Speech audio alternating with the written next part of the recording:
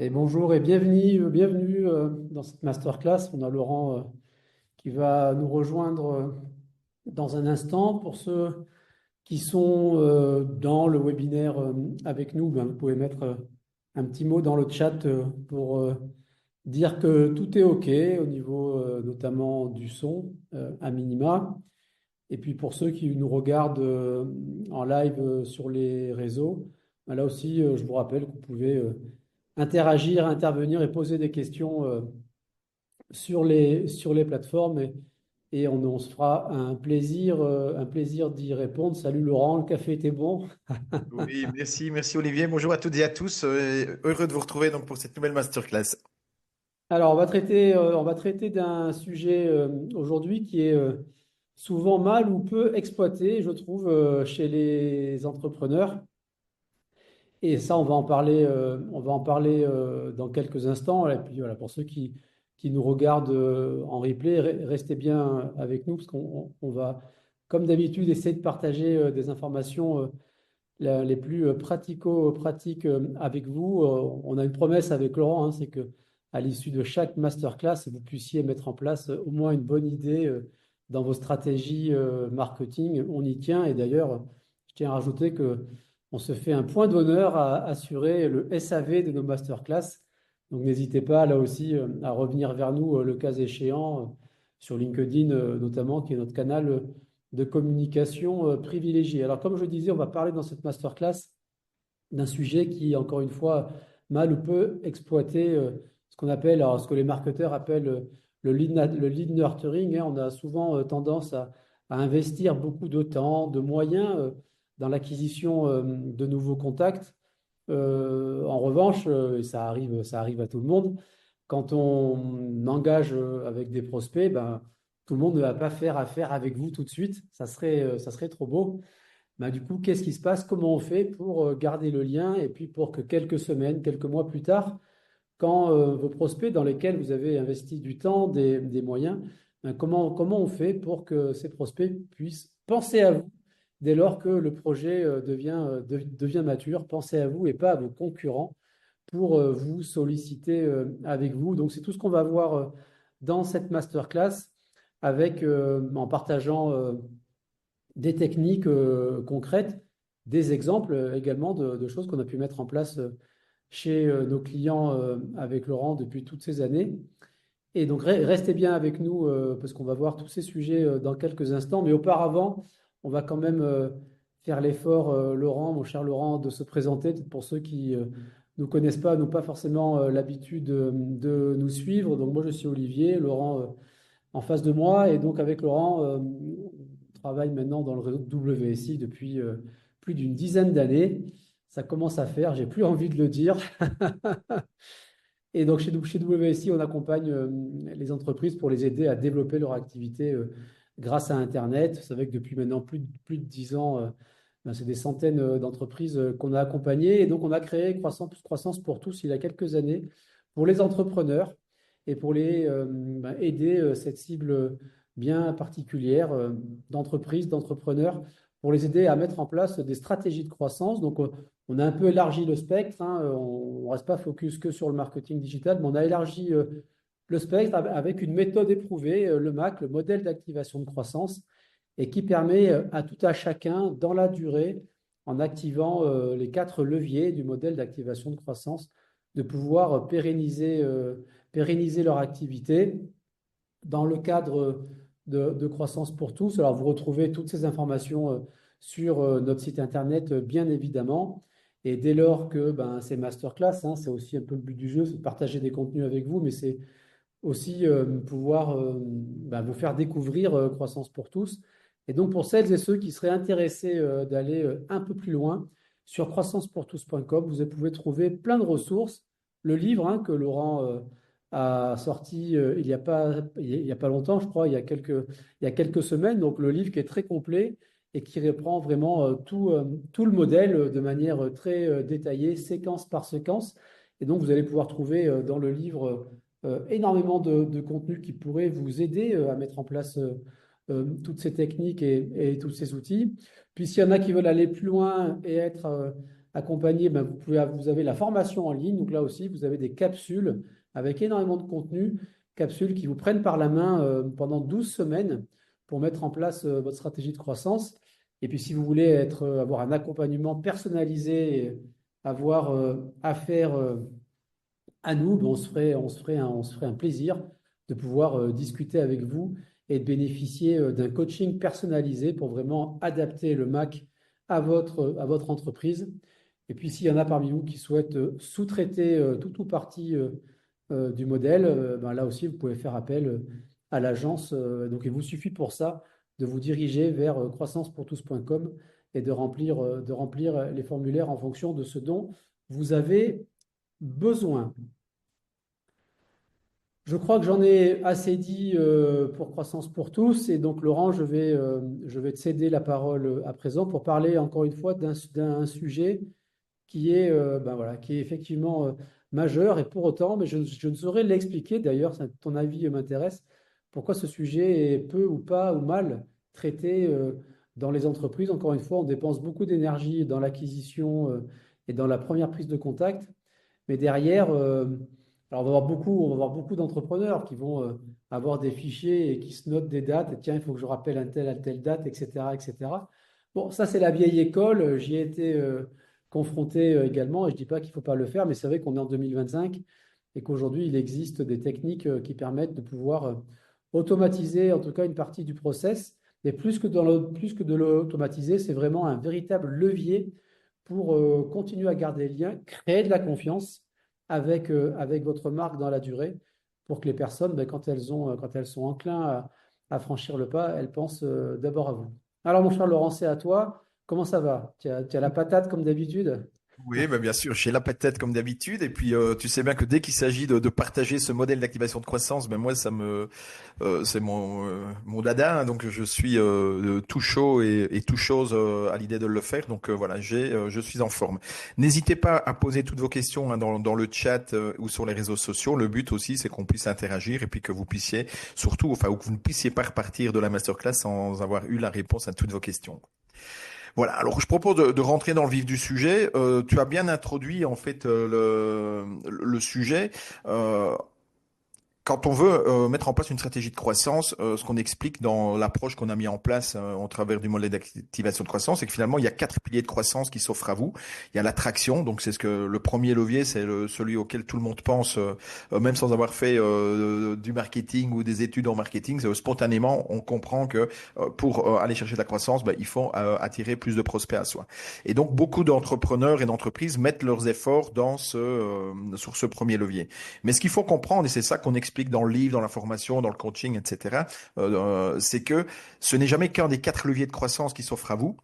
Et il y en a trois autres. Et en fonction de la situation de votre entreprise et en fonction des ressources budgétaires dont vous disposez, ben parfois c'est plus stratégique d'aller activer d'autres leviers de croissance que celui de l'acquisition. Parce que pas de bol, le levier de l'acquisition, ben, il demande beaucoup de budget. C'est le levier qui demande le plus de moyens financiers pour pouvoir être activé.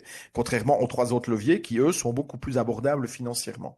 Or, très peu d'entreprises pense à activer de façon significative ces les trois autres leviers. Donc aujourd'hui, on va se focaliser sur le deuxième levier, celui qui apparaît en jaune à l'écran, donc qui est le levier de la conversion. D'accord? Donc c'est le deuxième levier, il y en a encore deux autres. Le troisième, la fidélisation, sera abordée dans 4 semaines, hein, au mois de mai, et celui de l'optimisation sera abordé au mois de juin. Donc toutes les 4 semaines, on a une thématique sur un levier de croissance. Alors pourquoi est-ce que le levier de la conversion, ben, il est important? Ouais, avant, je précise juste que tout ce que je vais vous partager, hein, les captures d'écran, ce sont des captures d'écran qui sont reprises du livre. Donc, de nouveau, je renvoie vers le livre ou vers les masterclass. Il y a eu une masterclass aussi, je sais plus la date exacte, mais c'était en début d'année, je crois début février, où on présentait le modèle d'activation de croissance. Donc, ceux pour qui c'est nouveau, le terme MAC, modèle d'activation de croissance, pour qui les quatre piliers de croissance, c'est pas quelque chose de connu. Je les invite soit acheter le livre, ou s'ils veulent rester sur du gratuit, il y a des vidéos, des replays dans les masterclass sur la chaîne YouTube qui en parlent. Donc voilà. Aujourd'hui, donc je vais me focaliser sur ça. Si je reprends les étapes de la mise en place de votre stratégie de croissance, aujourd'hui, en fait, on va travailler le deuxième pilier de croissance et ça correspond à l'étape 5 et 6 de votre processus de croissance. L'étape 5, c'est quoi? C'est nourrir et qualifier les prospects. D'accord? Et on va voir concrètement comment, pourquoi, etc. Et puis après, l'étape 6, qui est la plus cruciale, parce que c'est à partir de ce moment-là où on convertit en vente, ben, c'est de pouvoir transformer, convertir, closer le prospect en client. D'accord? Alors pourquoi est-ce que c'est important? Mais parce que avant même de vouloir amplifier l'acquisition, même si vous aviez des budgets importants ou illimités pour pouvoir faire de la publicité en ligne, des foires, des salons, etc. Avant de dépenser des budgets, si vous voulez que vos budgets soient dépensés avec le meilleur retour sur investissement, vous devez vous assurer que les taux de conversion derrière sont corrects.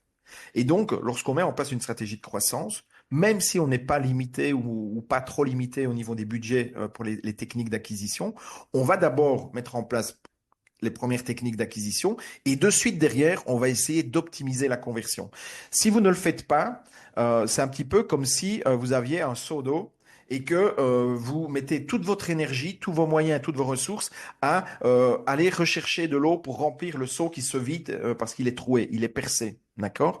Eh bien, une stratégie dans laquelle vous n'avez pas optimisé votre conversion et les taux de conversion, eh ben, c'est exactement la même chose. C'est-à-dire que vous êtes contraint à aller chercher toujours plus et plus de prospects, ce qui nécessite énormément de ressources en termes de budget, en termes de temps à y consacrer.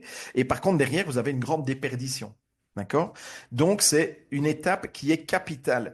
Imaginons que vous ayez un taux de conversion de prospect en client qui soit, je veux dire, de 1/4 ce qui en soi n'est pas si mauvais que ça.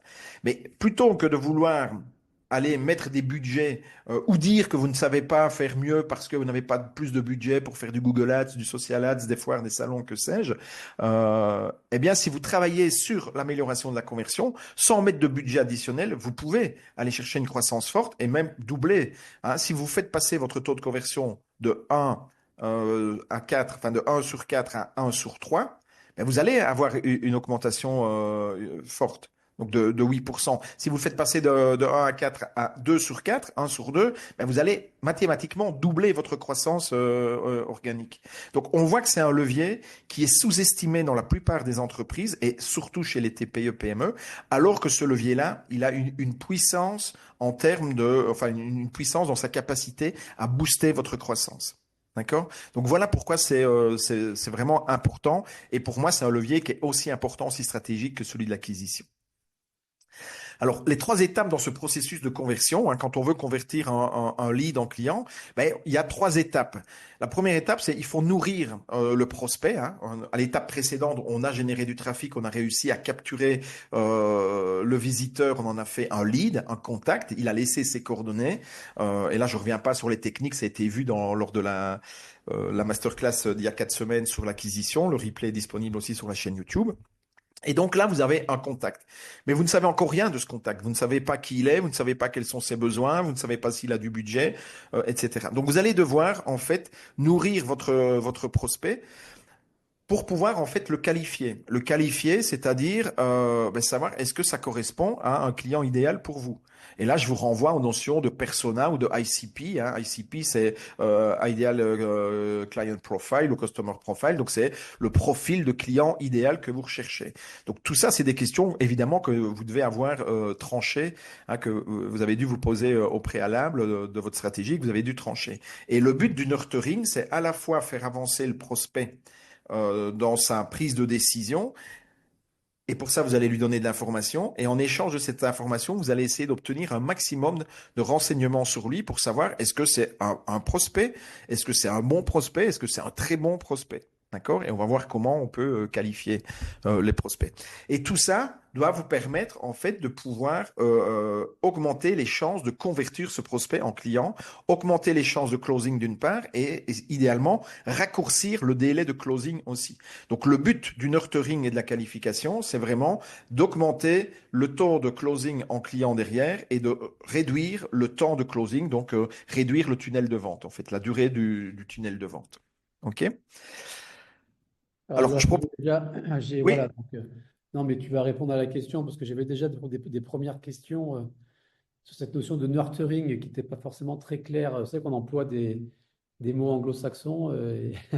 ouais, ça c'est le grand défaut qu'on a quand on est dans le marketing, c'est qu'il y a énormément d'anglicismes, il y a énormément de termes techniques et on est tellement dedans qu'on ne se rend même plus compte en fait que qu'on les utilise et effectivement. Donc n'hésitez pas, je vais essayer d'être attentif à démystifier tous les termes que je vais utiliser et en utiliser le moins possible. Mais surtout si jamais j'en utilise malgré tout et que vous ne les comprenez pas, posez la question dans le chat et on les expliquera. On peut aussi faire la masterclass en marseillais. On peut essayer aussi. Ouais, là moi je maîtrise pas le langage, je te laisserai faire, quoi. OK? Donc, première étape, comment est-ce qu'on peut nourrir ses prospects? Alors, pour nourrir ses prospects, ben, il y a plein de façons différentes de le faire. Il n'y a pas une façon qui est meilleure qu'une autre. Donc, c'est à chacun, en fait, à tester. De nouveau, pour ceux qui nous connaissent et qui nous suivent, vous savez que notre leitmotiv et le conseil que l'on assène systématiquement, Olivier et moi, c'est de dire qu'en marketing, c'est du test and learn.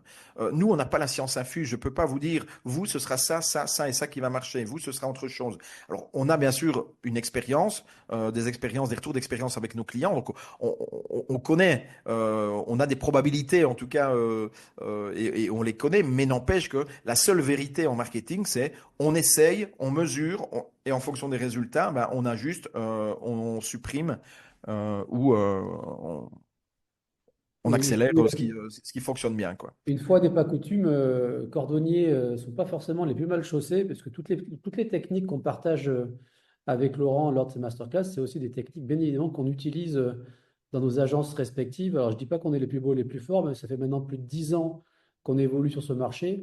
Et voilà, moi, j'ai aucun, en toute simplicité, tout à fait capable de dire que voilà, ce sont des techniques qui fonctionnent, qui sont éprouvées, qu'on teste également nous et qui nous ont beaucoup servi dans le développement de nos activités. Et c'est pas fini. Et voilà, donc c'est vraiment tout ça qu'on essaye de partager ensemble, au-delà de tout ce qu'on fait, bien évidemment, chez nos clients, et ce, dans différents secteurs d'activité. Ça aussi, c'est un point important, Laurent, c'est qu'on n'est pas focus sur un secteur d'activité, mais on est vraiment dans une activité qui est transverse, multisectorielle. Et donc, encore une fois, c'est vraiment des techniques qui s'appliquent à tout type de business. Ça, c'est, à mon sens, un point. Ouais, c'est vraiment, tu fais bien de le signaler, c'est important.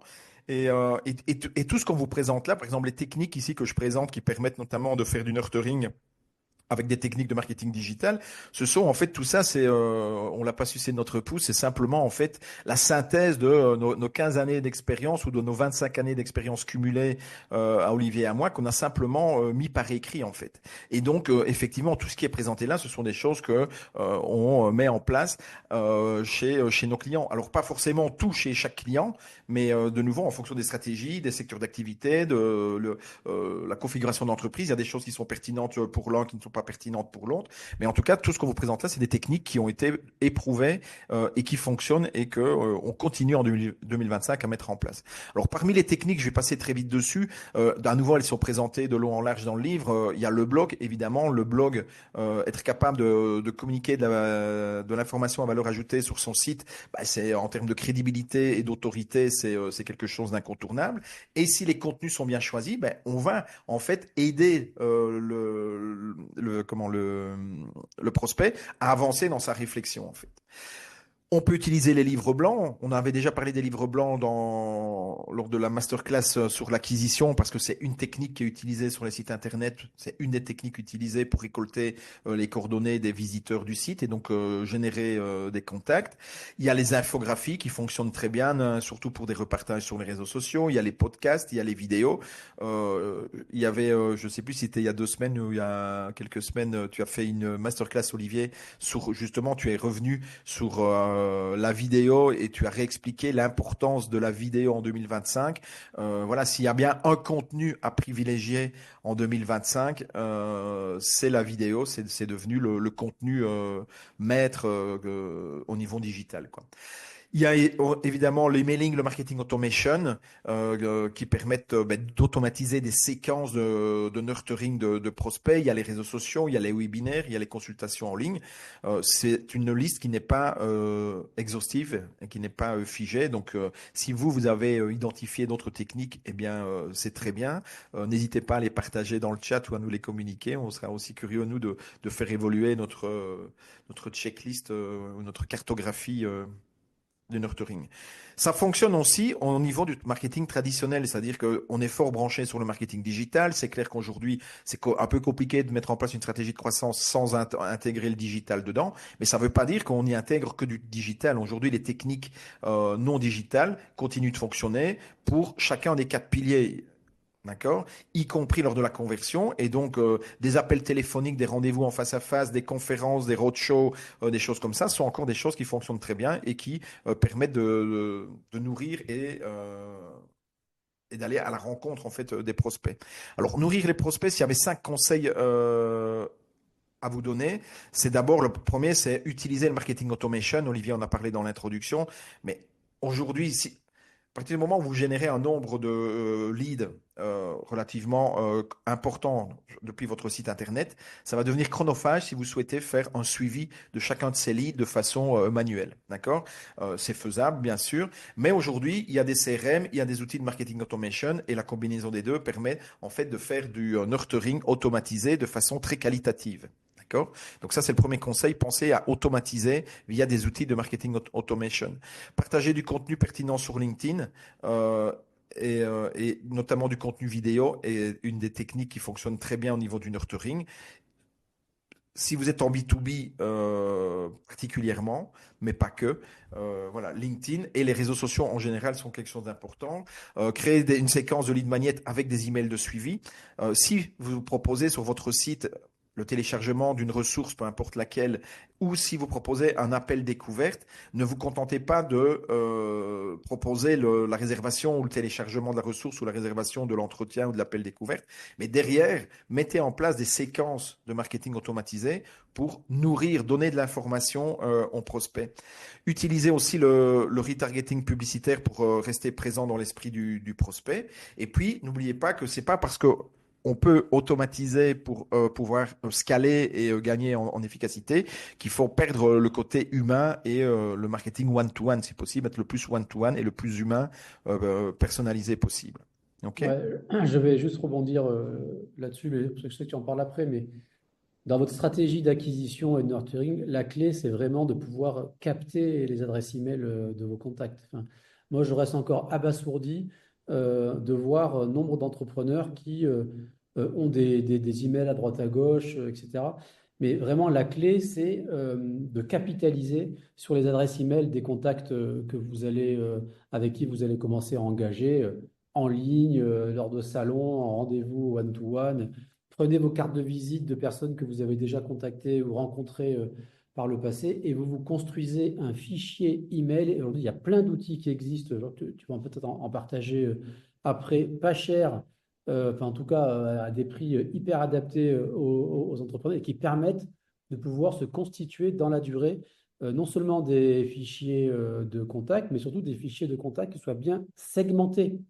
Et ça, c'est hyper important. On est vraiment à l'ère du marketing personnalisé. Autant on accepte de moins en moins de recevoir des messages qui sont génériques et qui ont l'air d'être faits pour tout le monde, autant quand le message est bien foutu et qu'il est hyper personnalisé, ben, du coup, ça fait que ça fait sens de recevoir ce type de message. Et pour être capable, dans son nurturing, de pouvoir faire ça, ben, vous devez utiliser des logiciels qui vous permettent de pouvoir constituer dans la durée des fichiers email qui soient hyper segmentés. C'est quoi un fichier email segmenté? Ce sont des contacts avec les coordonnées. Et pour chacun des contacts, vous allez pouvoir leur associer des tags et des tags qui sont le reflet en fait du cycle de vie de votre contact. Comment vous l'avez rencontré, c'est quoi ses centres d'intérêt, par quel produit ou quel service chez vous il est intéressé, etc., etc. Et plus vous allez pouvoir segmenter par ces systèmes de tags vos fichiers contacts, plus vous allez être capable de pouvoir automatiser des chaînes d'emails qui vont faire sens pour les personnes que vous allez du coup nourrir dans la durée. Et ce faisant que vous allez petit à petit créer de la crédibilité et surtout sortir du lot et ça on le voit énormément, sortir du lot de chaînes d'emails qui sont hyper génériques, la fameuse newsletter aseptisée, ce que j'appelle moi sans odeur et sans saveur. Et du coup, voilà, ça c'est vraiment des éléments importants. Il y a l'email, vous devez être obsédé par capter l'email de vos contacts, qu'on se constitue un fichier et vraiment nourrir votre fichier pour le faire grandir, le segmenter au maximum. Là, je me suis permis, Laurent, mais ça c'est Non, vraiment tu fais bien. et une grande lacune qu'on observe dans les boîtes. Ouais, c'est une excellente remarque que tu viens de faire en t'écoutant, je me rends compte que j'ai peut-être pas insisté ou expliqué suffisamment en introduction du sujet là, que en fait toute la partie, donc le deuxième pilier, la conversion, il se travaille uniquement à partir du moment où vous avez en amont récolté l'adresse email. Et donc la récolte de l'adresse email dans le modèle d'activation de croissance qu'on vous partage le Mac, il se fait à l'étape 2, capturer, donc qui est la deuxième étape du premier pilier de croissance. D'accord? Donc, ce qui apparaît en rouge. Donc, tu as fait bien d'insister là-dessus. Donc, ça veut dire que pour pouvoir mettre en place toutes les techniques de nurturing, de qualification et de conversion, vous devez avoir au préalable capturé les coordonnées de contact. Et les coordonnées de contact, c'est au minimum le prénom, le nom, l'adresse mail. Et puis on va voir que justement le nurturing est là pour pouvoir progressivement obtenir d'autres informations et se commencer à se constituer une image précise, une idée précise de qui est ce prospect, quels sont ses besoins, quels sont les moyens dont il dispose, quelles sont les échéances, les délais dans lesquels il évolue, etc. Alors, OK? j'ai une question de Gabriel, mais bon, je vais répondre à Gabriel Laurent, qui nous dit qu'il capte principalement des Gmail de par leur site internet et donc pas d'adresse d'entreprise. Comment on fait dans ce cas-là? Donc, il y a plusieurs façons de faire. Déjà, sachez qu'il existe des logiciels qui vous permettent d'enrichir vos contacts. Prenez un outil comme Drop Contact. En Drop Contact, vous allez pouvoir enrichir vos contacts. Ça veut dire quoi? Enrichir, c'est à partir d'un nom et d'un prénom d'une entreprise. Ben, c'est le logiciel qui va reconstituer l'adresse email professionnelle. On a d'ailleurs, tiens, j'en profite, on fait le 13 mai une masterclass avec Nico. On va vous présenter un autre outil qui vous permet, grâce à l'IA, de pouvoir là aussi venir enrichir. Bon, je fais un teaser pour la prochaine masterclass, enrichir vos adresses email. Ça, c'est la première chose. Deuxième chose, c'est pas forcément gênant d'avoir un Gmail. Aujourd'hui, tous les outils de marketing automation dignes de ce nom vous proposent ce qu'on appelle du double opt-in. C'est quoi du double opt-in? C'est que vous allez renseigner l'adresse email de votre contact dans le logiciel et derrière, le logiciel va envoyer un second email pour bien vérifier que l'email qui a été mis, c'est bien l'email du destinataire concerné. Et donc là, avec du double opt-in, vous vous assurez dans votre logiciel de marketing que vous avez des adresses email qui délivrent bien et parce que le but du jeu, au final, c'est quoi? Ben, c'est que vos clients, enfin, en tout cas, vos prospects vous lisent, ouvrent vos emails, cliquent et vous lisent. Et avec du double opt-in, vous vous assurez ben, de pouvoir éviter les adresses email, entre guillemets, génériques ou qui sont un peu fake, comme ça peut être le cas sur des Gmail. Voilà. Ouais. Il y a aussi une troisième solution, mais qui a un certain coût, c'est là. Pour ceux qui connaissent HubSpot, Oui, dans la solution HubSpot, bon, elle a un certain coût, donc je ne sais pas dans quelle oui, structure travaille Gabriel, donc voilà. Mais dans cet outil-là, et peut-être qu'il y en a d'autres qui le font, mais HubSpot, je le sais pour l'avoir déjà testé et utilisé, en fait, on peut mettre des formulaires de contact qui n'acceptent pas les adresses mail génériques Yahoo, Hotmail, Gmail. Et toutes ces adresses-là, donc qui n'acceptent que des adresses avec entreprise. euh, des noms d'entreprise, quoi. Et ça permet effectivement de toiletter parce que c'est vrai, c'est une réalité à laquelle on est confronté lorsqu'on met en place des lead magnets ou des stratégies de lead generation, c'est que on va récolter beaucoup d'adresses mail qui vont être des adresses mail privées et derrière on sait pas ce qu'il y a, enfin qui se cache derrière. Parfois c'est des étudiants, parfois c'est des concurrents, parfois c'est voilà. Donc c'est, mais ça fait partie. Ça fait partie du jeu, quoi, quelque part. C'est pas parce qu'il y a cet inconvénient-là ou cet inconfort-là qu'il faut renoncer à mettre en place une stratégie de génération de contact, quoi. OK? Je, je retourne donc à l'étape 2. Donc, on a vu premièrement l'importance de mettre en place du nurturing, les différentes façons de mettre du nurturing. Ce que j'ai oublié peut-être aussi de préciser, c'est que dans le nurturing, la base, la colonne vertébrale de toute votre stratégie de nurturing, ça va être votre stratégie de contenu.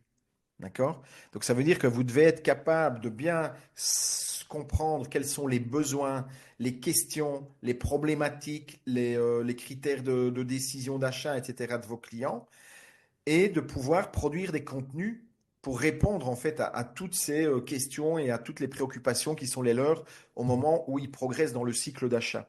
D'accord? On dit toujours, il y aura jamais décision tant qu'il y a hésitation. Et il y a hésitation quand, au moment où on n'a pas reçu toutes les informations, en fait. Donc, ça veut dire que le but de toute votre nurturing, c'est de faire en sorte qu'à un moment, vous ayez délivré toutes les informations à vos prospects pour qu'il n'y ait plus aucun doute possible dans son esprit. J'ai une nouvelle question, Laurent. Du Oui. coup, tu as suscité l'intérêt avec HubSpot. On te demande quels sont les meilleurs logiciels d'automatisation d'envoi d'email. Ouais, ça, c'est vraiment c'est une question piège, c'est impossible. Je veux dire, euh, les logiciels comme HubSpot, ce ne sont jamais que des outils. Les outils, chacun a sa boîte à outils. Vous prenez un maçon, il n'y en a pas deux qui a la même boîte à outils. Certains préfèrent telle marque, d'autres telle marque. Enfin, dans les corps de métier, c'est la même chose. Donc, c'est très compliqué de répondre à ça. Alors, j'ai parlé d'HubSpot parce que je le connais, je l'ai La Rolls, utilisé. si on doit catégoriser, c'est la Rolls HubSpot. On est d'accord en marketing. C'est le leader historique, en tout cas au niveau du lead generation basé sur l'inbound marketing, et il offre énormément de fonctionnalités orientées marketing. Voilà, donc c'est pas uniquement un CRM. Voilà, on peut faire beaucoup de choses avec. Maintenant, j'ai des clients moi qui sont sur Odoo. On arrive à faire la même chose. Alors bien sûr, je dirais tous ces outils-là, tous les CRM et plus tous ceux que je connais pas. Je veux dire, 80 ou 90% offrent les mêmes fonctionnalités. Et puis, il y a 10-15% où chacun a ses spécificités. Et donc, il faut voir si dans les spécificités des uns des autres, il y a des choses qui sont indispensables pour vous. Ça peut être un critère de choix. Il y a le budget aussi. HubSpot, ça reste conséquent pour des solopreneurs ou des TPE. Parce que même si le CRM est gratuit, dès qu'on veut le faire tourner avec du marketing derrière et des séquences automatisées notamment, on doit passer en mode payant et on évite à quelques centaines d'euros par mois, voire plus. Donc, voilà, est-ce que c'est rentable? En France, vous pouvez aller voir du côté de système.io, Ouais, système avec un E.io. C'est, à mon sens, un des meilleurs rapports qualité-prix. Donc voilà, vous avez compris on va toujours arbitrer entre un budget et les fonctionnalités associées. Je sais que pour les TPE et les PME, un système.io, ça fait le job dans des prix qui restent hyper raisonnables. Vous avez des solutions comme Brevo aussi. oui. Je ne pas du Il monde y du a, marketing automation en natif. il y a aussi un outil que moi j'ai utilisé, qu'on a utilisé même avec Croissance pour tous Oui, oui, au mois oui, de mai, canadien. ouais, canadien, qui est LeadFox. Donc et ils sont basés à Montréal, donc il y a quand même le support et les ressources en français. Et Ouais. ça s'appelle LeadFox. Donc ça, voilà, Oui, système.io, Fox. Voilà, maintenant tu as allez par voir du exemple côté Mailchimp. de système.io, LeadFox, HubSpot, Brevo. Et après, voilà, il faut vraiment comparer. C'est toujours une notion de rapport qualité-prix. Qu'est-ce que ça m'apporte? Et puis combien ça me coûte tous les mois. Dans tous Ouais. les cas, vous avez un champ fonctionnel qui est hyper étendu. Ensuite, donc, on a vu l'importance de faire du nurturing et donc de définir une stratégie de contenu, pouvoir produire des contenus à valeur ajoutée qui vont permettre à ma cible de pouvoir comprendre leurs problèmes, de pouvoir identifier les meilleures solutions avec les risques, les avantages, les bénéfices de différentes solutions et pourquoi, naturellement, la mienne s'imposerait comme étant le choix le plus sensé, le plus logique ou le plus évident, quoi. Une fois, une fois que donc on met en place sa stratégie de nurturing, donc on donne de l'information et en retour, on va essayer d'obtenir des informations sur le prospect. Et le but des informations qu'on veut récolter, c'est de pouvoir en fait le qualifier.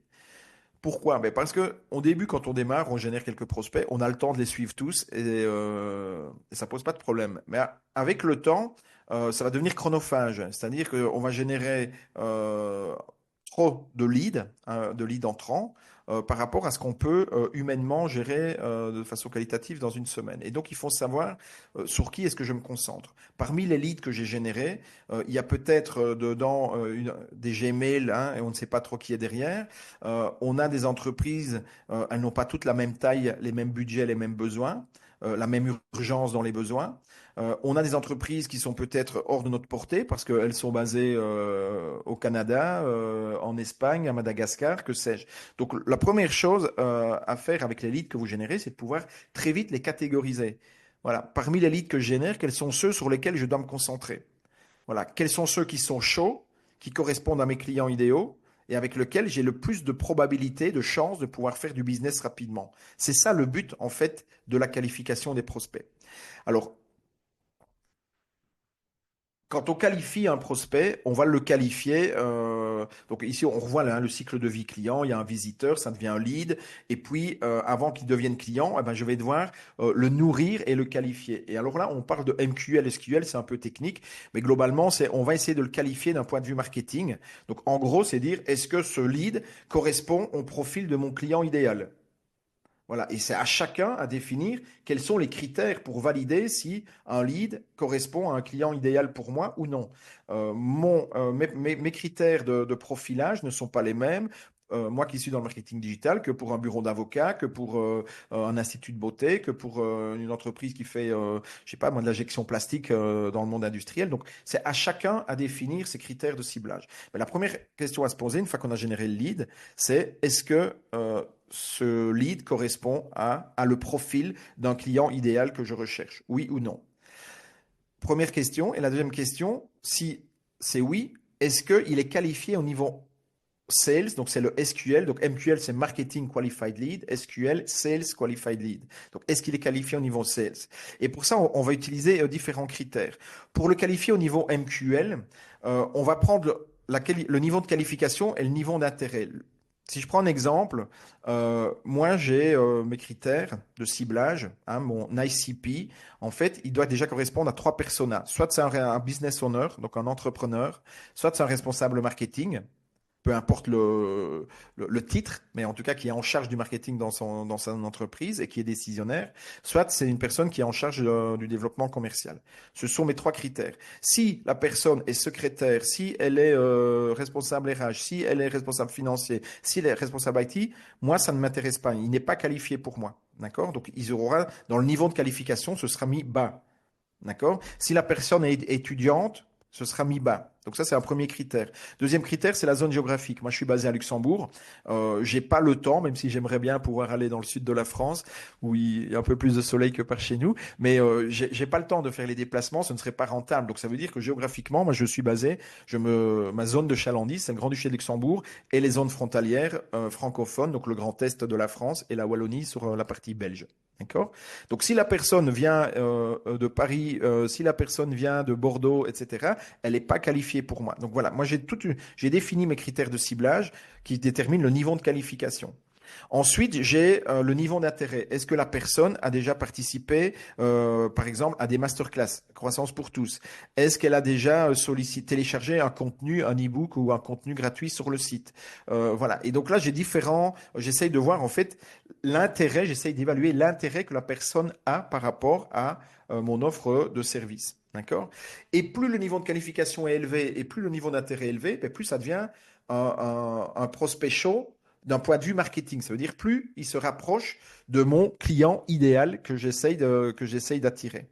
D'accord? Donc là, je le qualifie au niveau marketing. Ensuite, je vais le qualifier au niveau sales. Au niveau sales, moi, j'utilise essentiellement une grille de segmentation qui est le critère BANT. BANT, ça veut dire B pour budget. Donc, est-ce que la personne a du budget? Parce que voilà, malgré tout, on fait beaucoup de choses gratuitement avec Croissance pour tous, mais malgré tout, à la fin du mois, ben, on doit payer nos collaborateurs, on doit payer nos salaires, on doit payer nos bureaux, etc. Donc, il faut qu'on puisse réaliser un certain chiffre d'affaires. Si la personne n'a pas de budget, ben forcément, je ne vais pas pouvoir gagner ma vie avec. Deuxièmement, est-ce qu'elle est décisionnaire? Donc le 1, ça va être authority en anglais. En français, je le traduirais par décisionnaire. Est-ce que la personne a le pouvoir de décision pour pouvoir faire du business avec moi ou est-ce qu'elle doit référer à quelqu'un d'autre dans l'entreprise? Ensuite, N, le besoin. Quel est ou quels sont ses besoins? Voilà. Est-ce que le besoin est clairement, enfin, est précis, hein, ciblé? Est-ce qu'il est clairement exprimé, etc. Et ensuite, à quelle échéance? Donc le T, c'est pour timing. Donc dans quel délai? Est-ce que c'est pour maintenant, hein, dans les prochaines semaines? Est-ce que c'est dans une échéance de 6 mois? Est-ce que c'est pour l'année prochaine ou dans une échéance de 2 ans? Et c'est en fonction de ces critères-là que je vais savoir sur quel client je focalise mon énergie. Voilà. Et si j'ai deux prospects, par exemple, si je vais prendre deux prospects, ils sont tous les deux qualifiés au niveau MQL, d'accord? Donc c'est bien des clients idéaux pour moi. J'aimerais les signer et les convertir. Mais il y en a un, ils ont tous les deux du budget, ils sont tous les deux décisionnaires, mais ils ont tous les deux des besoins, je veux dire, clairement identifiés auxquels je peux apporter une solution. Mais il y en a un, il me dit, il veut ça pour, enfin, ça doit être mis en place avant l'été. L'autre me dit, ce sera dans un délai de 6 à 9 mois. Je vais d'abord travailler et faire le suivi et me focaliser sur le closing du premier. Voilà à quoi ça sert concrètement de pouvoir qualifier ses prospects d'un point de vue SQL et d'un point de vue MQL. Si vous avez un CRM, vous pouvez en fait structurer votre CRM et vos contacts sur base de ces critères-là en fait. OK? Et donc, quelques conseils au niveau de la qualification des prospects. Pour ceux qui peuvent utiliser des solutions, on a parlé d'HubSpot notamment, il y a Odoo, il y a des solutions, des CRM. Il y a moyen en fait de faire du scoring de prospects de façon intelligente directement via ces solutions-là. Donc tout ce que vous pouvez automatiser, faites-le. D'accord? Parce que ce sera beaucoup plus facile, c'est un gain de temps.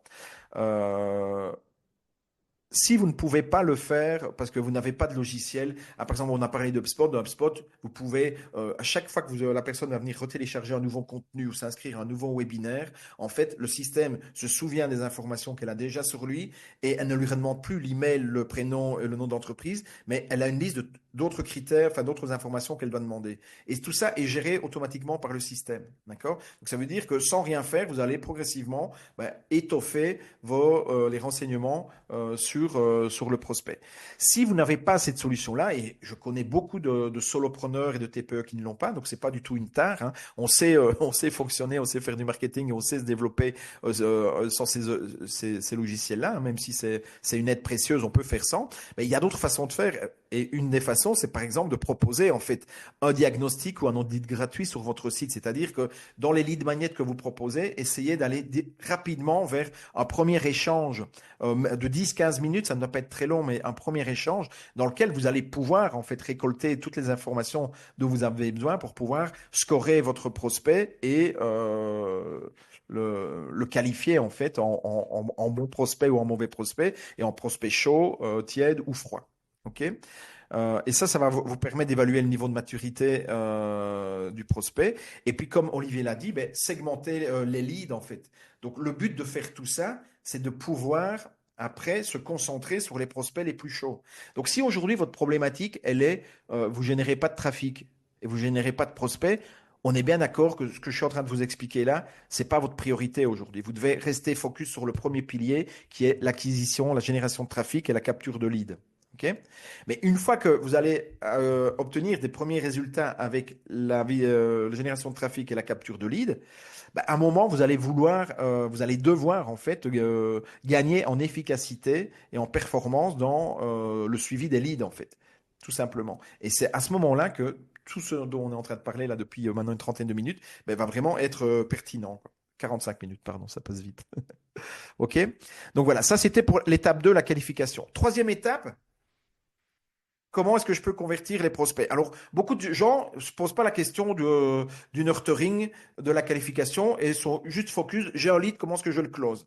Sachez que euh, si à un moment, et je sais que j'ai une personne qui m'a contacté après avoir reçu l'invitation à participer à cette masterclass, elle me signalait un problème qu'elle avait où finalement elle avait des Google Ads qui tournaient, ça générait du trafic sur les landing pages, mais il se passait rien. Mais c'est bien souvent parce que il n'y a pas, donc elle génère des leads et puis après elle n'arrive pas à closer en fait ces leads en clients parce qu'il n'y a rien qui est mis en place probablement pour nourrir et qualifier suffisamment les clients. Et s'il n'y a rien qui est mis en place et que la seule étape après la capture, c'est de vouloir closer, ben, on va avoir un taux de conversion qui va être très faible. Et puis après, on perd les leads qu'on a générés. Ils ne sont pas prêts à acheter maintenant. Ils ont besoin d'être nourris, d'être éduqués, d'être informés sur les avantages, les bénéfices, les modalités de notre offre, de prix, etc. Et si on ne fait pas ce travail-là, ben, on les perd tout simplement. Mais Voilà. c'est très intéressant ce que tu partages. Ça, là aussi, c'est souvent des boîtes qui activent le digital le font d'abord en pensant l'outil et avant de penser ce qu'on appelle avec Laurent l'expérience prospect. C'est-à-dire que la première étape avant d'envisager quoi que ce soit avec les outils, c'est posez-vous la question d'un prospect qui va vous découvrir sur Internet. Par quelles étapes vous allez lui faire passer pour lui donner envie d'acheter votre produit ou votre service? Je vais illustrer un exemple très concret avec un client qu'on a accompagné pendant des années où ça a très bien marché. C'est un client qui vend des formations. Voilà. Des formations à 7 000 euros. Donc, et ben, vous n'achetez pas une formation à 7 000 euros quand vous voyez une pub sur Google parce que vous cherchez une formation en management. Vous cliquez et vous arrivez sur la page. La page, elle peut être super bien faite. Il y a tout le programme et tout ce qu'il faut.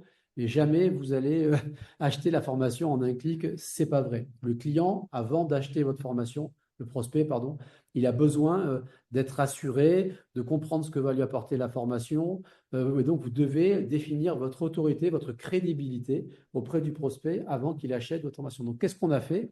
On a défini différentes étapes par lesquelles on allait faire passer le prospect.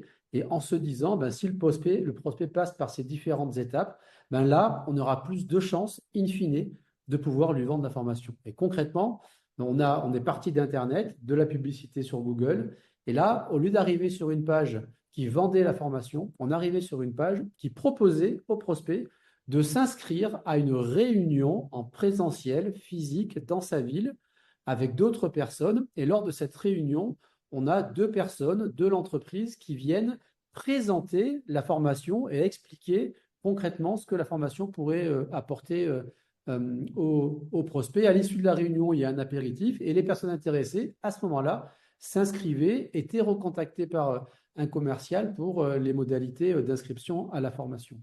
Donc là, on a mis une étape intermédiaire et cette étape intermédiaire, une réunion de 2 heures et demie.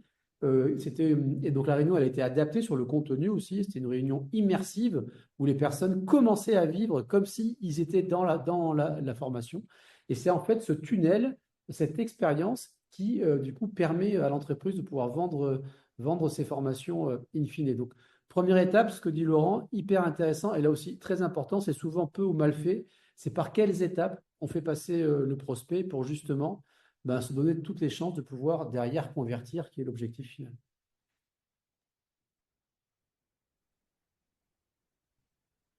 Ah, on ne t'entend plus, Laurent. Enfin, Ah moi, je oui. t'entends plus. Voilà, ça y est. Voilà, j'ai réactivé le micro.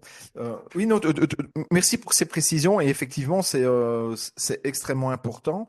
Et à nouveau, c'est là où, comme tu l'as dit, c'est pas une question d'outils, c'est une question de connaissance des besoins de ses clients et de pouvoir adapter son processus commercial, ce qu'on appelle le tunnel de vente ou ces tunnels de vente, aux besoins et au rythme de ses clients. Et donc, bien souvent, quand on a des taux de conversion, pour répondre à la question qui m'était posée par Jean-Paul, donc pourquoi est-ce qu'à un moment je n'arrive pas à closer mes prospects chauds, enfin les prospects qui semblent intéressés, j'arrive pas à les convertir en clients? Mais c'est bien souvent parce qu'on n'a pas suffisamment identifié les différentes étapes par lesquelles ils doivent passer et les informations à transmettre aux clients à chacune de ces étapes-là pour pouvoir le closer, quoi. Alors, troisième étape, comment convertir ces prospects? Il y a plein de techniques différentes qu'on peut utiliser pour convertir. Il y a notamment ce qu'on appelle le CRO, le Conversion Rate Optimization. Ça, c'est toutes des techniques où c'est une approche qui consiste vraiment à optimiser, à mesurer tout ce qui se passe sur votre site internet et à optimiser en fait les taux de clic, le temps de visionnage des pages, le taux de clic, les remplissages des formulaires, etc. Donc c'est vraiment un travail extrêmement important et qui est rarement fait en fait au moment de la conception du site. Au moment de la conception du site, en fait, on essaye de brainstormer sur l'architecture et l'expérience de navigation qui semble être la plus efficace possible. Mais après, c'est une fois que le site est en ligne qu'il faut mesurer en fait comment ça se passe. Est-ce que ça se passe comme on l'avait imaginé ou est-ce qu'il y a des nœuds dans le parcours? Quelles sont les pages qui sont les plus vues? Quelles sont les pages qui sont les moins vues? Quelles sont les pages sur lesquelles il y a le plus de sorties de sites, etc. Donc tout ça, ça fait partie du travail de CRO, de Conversion Rate Optimization. Tout ce qui est aussi l'A/B testing, qui est aussi un sous-domaine, on va dire, de l'optimisation des taux de conversion. La mise en place de tunnels de vente, Olivier en a parlé. On peut utiliser des pop-up. Alors, si possible, de façon pas trop agressive, mais ça peut encore fonctionner, donner des bons résultats. Il y a le click-to-call, le click-to-chat, qui sont aussi des techniques qui permettent en fait directement qu'une personne arrive sur le site, de pouvoir lui proposer un accompagnement et une prise en main pour justement lui faciliter l'accès à l'information qu'il recherche, aux produits si c'est de l'e-commerce ou aux informations sur les services si on est dans du service, etc. Voilà parmi les techniques. Et il y en a une qui est pour moi incontournable, c'est avoir aussi une offre irrésistible. Simplement, le fait de ne pas avoir une offre irrésistible peut déjà impacter considérablement le taux de conversion. Et donc, ce qui veut dire, à partir du moment où ça impacte le taux de conversion, ça veut dire que ça impacte votre chiffre d'affaires. D'accord? Et donc, posez-vous la question, est-ce qu'aujourd'hui, j'ai réellement une offre irrésistible à proposer à mes clients? D'accord? Une offre irrésistible, c'est pas une offre de produit ou de service. C'est une offre de produit ou de service qui va être packagée d'une certaine façon pour la rendre irrésistible. D'accord? Euh, et quels sont les éléments, les principales caractéristiques d'une offre irrésistible? Mais d'abord, il faut avoir une promesse forte. Quelle est votre promesse forte? Donc, ou quelles sont la principale raison pour laquelle le prospect devrait acheter votre produit ou votre service? Voilà. Est-ce que vous êtes capable de le clamer dans une phrase très courte, en quelques mots? Voilà. Donc, c'est ça qu'on appelle la promesse forte. Ensuite, est-ce que vous mettez en avant les avantages et surtout les bénéfices ultimes que le prospect va bénéficier avec votre produit ou votre service? Trop souvent, on voit encore des sites internet et des pages de capture et de conversion où en fait, on parle de soi, on parle de son entreprise, de son produit, de son service, de son lead magnet, etc. Alors, je dis pas qu'il faut pas le faire, mais vous devez parler le discours. La personne, le client ne va jamais acheter un produit ou un service pour le produit ou le service. Il l'achète pour le bénéfice, les avantages et le bénéfice ultime qu'il va en retirer. Et toute la communication doit être axée sur ces avantages et ceux ou ces bénéfices ultimes.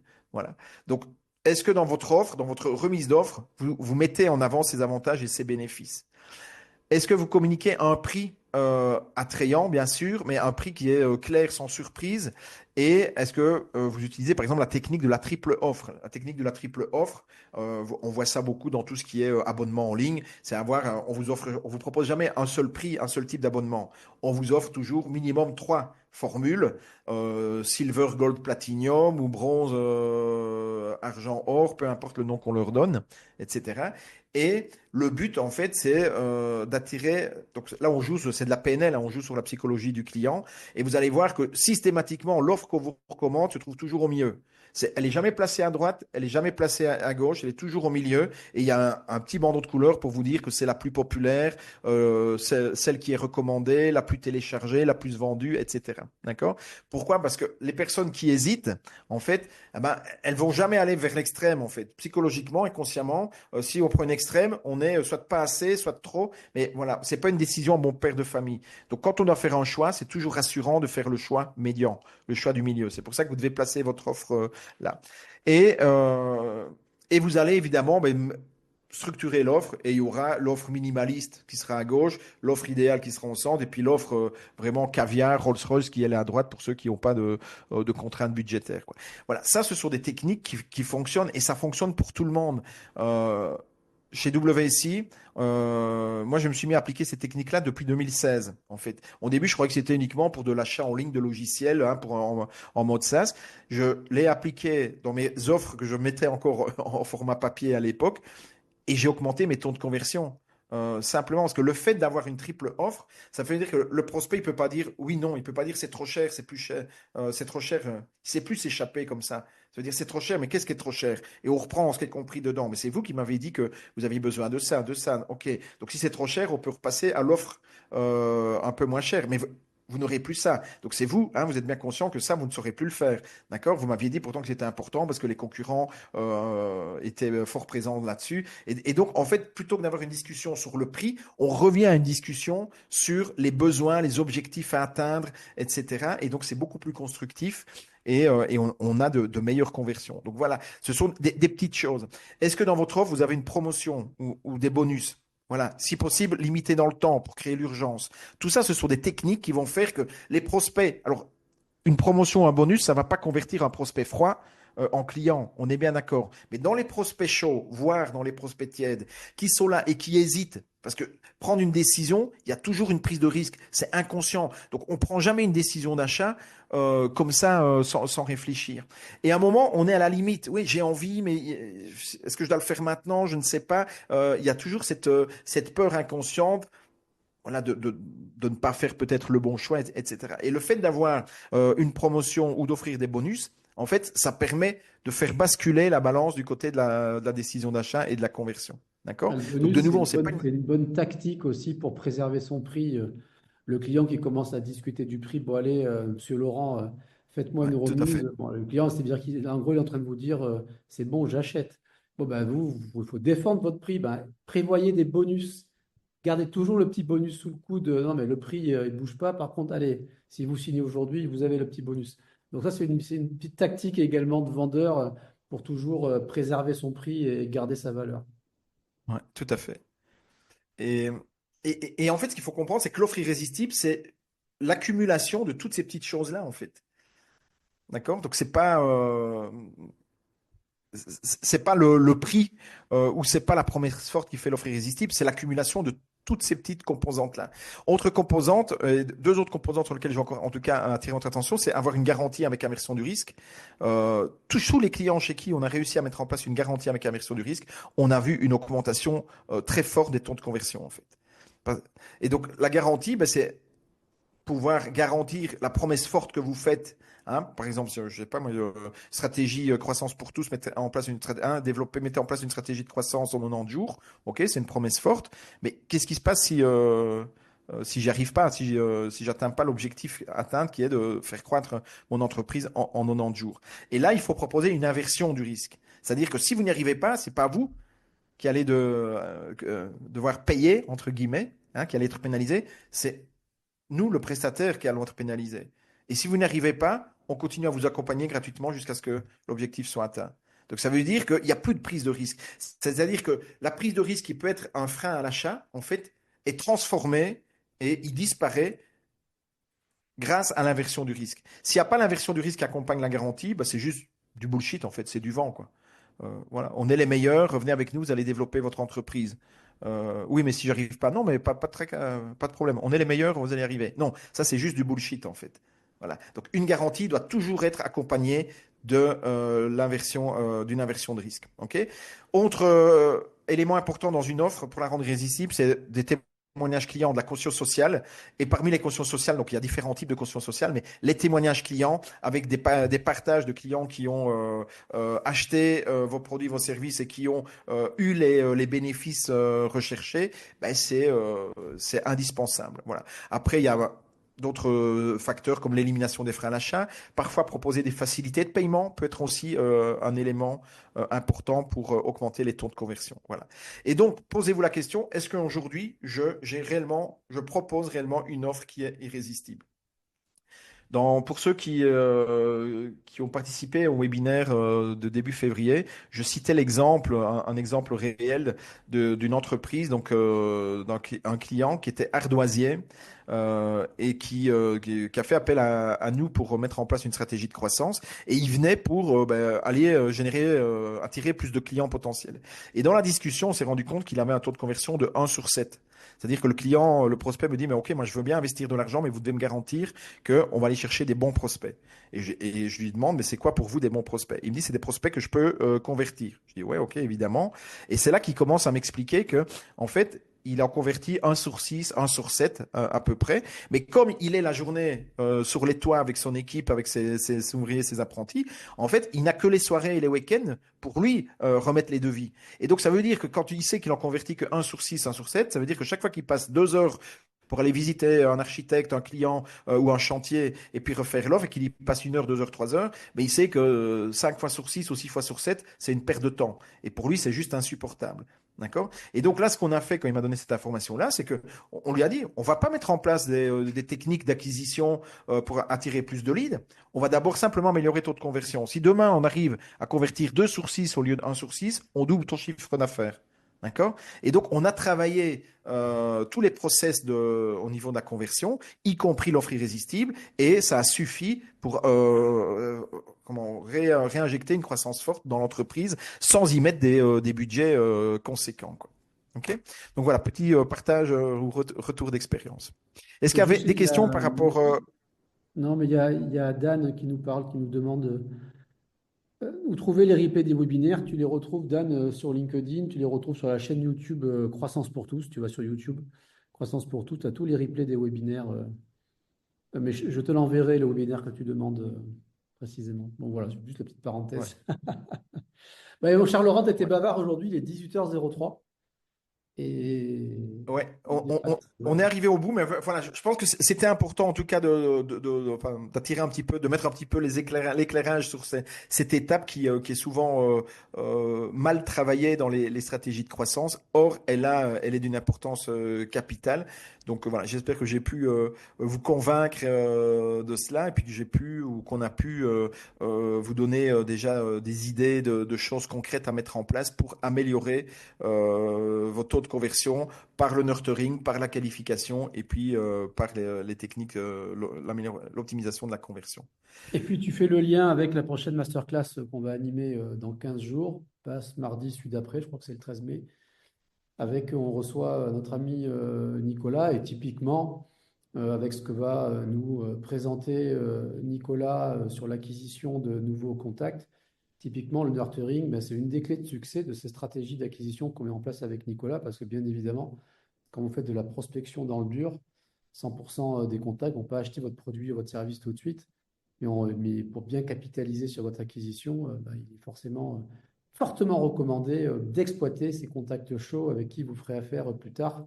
Et le nurturing, c'est tout à fait la bonne méthode à utiliser. Merci, mon cher Laurent. Merci à toi. Oui, merci à toi Olivier pour d'avoir co-animé cette masterclass. Et Voilà. puis, je vous Je vous souhaite à, rappelle à que si toutes et à vous, tous. Oui. si vous voulez aller plus loin ou si vous avez des questions, vous pouvez nous joindre sur les réseaux sociaux, sur LinkedIn, ou aller directement voilà, sur croissancepourtous.com pour acheter le livre, ou vous pouvez encore une fois vous former avec des capsules vidéo qui vous accompagnent pendant 90 jours, ou si vous voulez aller plus loin, vous faire accompagner par Laurent ou moi. C'est avec plaisir qu'on répondra à vos questions et qu'on essaiera de voir comment on peut vous aider dans le développement de vos activités. Laurent, merci. Merci à toi Olivier, merci à toutes et à tous. Belle fin de journée et puis rendez-vous dans 15 jours pour la prochaine masterclass. Au revoir. Salut.